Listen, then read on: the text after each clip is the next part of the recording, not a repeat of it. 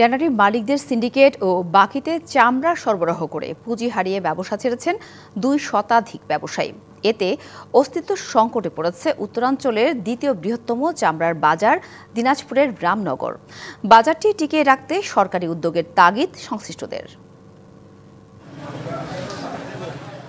20 বছর আগেও দিনাজপুরের রামনগর চামড়ার বাজার ছিল জমজমাট। প্রতি কোরবানির ঈদে বেচাকেনা হতো প্রায় 1 থেকে 1.5 লাখ পিস চামড়া। এখন সেই সংখ্যা কমতে কমতে 20 থেকে 24 হাজারে নেমে এসেছে। এখানকার চামড়া চলে যাচ্ছে অন্য জেলায়।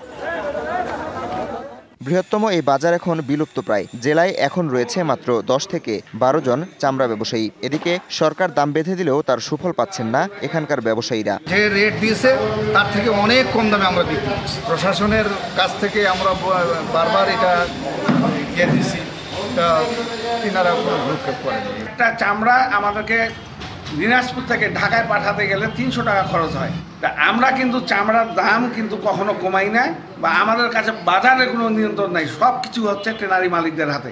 বাজারটির এই অস্তিত্ব সংকটের পেছনে ট্যানারি মালিকদের সিন্ডিকেটকে দুষছেন সংশ্লিষ্টরা।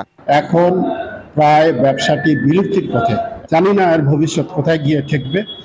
সরকার যদি এটা হস্তক্ষেপ না করেন এবং ট্যানারি সিন্ডিকেট এবং তাদের এই দীর্ঘদিনের ষড়যন্ত্র এটাকে যদি প্রতিহত না করতে পারেন, বিশাল জাতীয় সম্পদ এটা শেষ হয়ে যাবে আস্তে আস্তে। আর বাজারটি পুনরুদ্ধারে সরকারি উদ্যোগের কথা বলছেন শিল্প ও বণিক সমিতির এই কর্মকর্তা। গত সরকারের আমলে চামড়া ব্যবসায়ীরা ব্যবসা করতে গিয়ে প্রচুর ক্ষতিগ্রস্ত হয়েছেন। বর্তমান সরকার, আমি আশা রাখি যে এই চামড়া ব্যবসায়ের প্রতি দৃষ্টি রাখবেন এবং রপ্তানিতে আগের তুলনায় বেশি রপ্তানি করবেন। বৃহত্তম এই চামড়ার বাজারটিকে আগের অবস্থায় ফিরিয়ে আনতে প্রয়োজনীয় পদক্ষেপ নেবে কর্তৃপক্ষ, এমন প্রত্যাশা ব্যবসায়ীদের। DBC news desk.